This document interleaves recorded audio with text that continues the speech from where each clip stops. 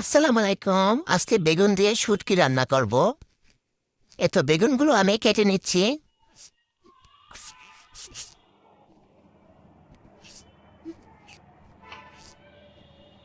বেগুন কাটা আমার হয়ে গেল।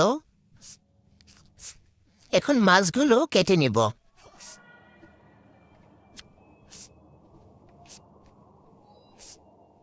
মাছ কাটার পর ভালো করে গরম পানি দিয়ে ধুয়ে নিতে হবে।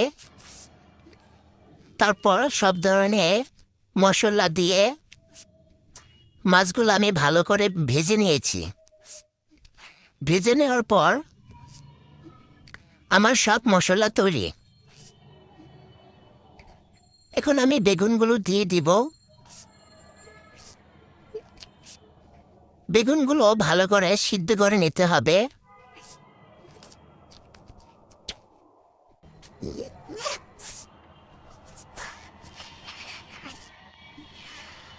বেগুন ঢেকেই দিয়েছি, তাহলে ভালো করে সিদ্ধ হয়ে যাবে। আমার শুটকি দিয়ে বেগুন রান্না কিরকম হয়েছে সবাই জানাবেন। ধন্যবাদ।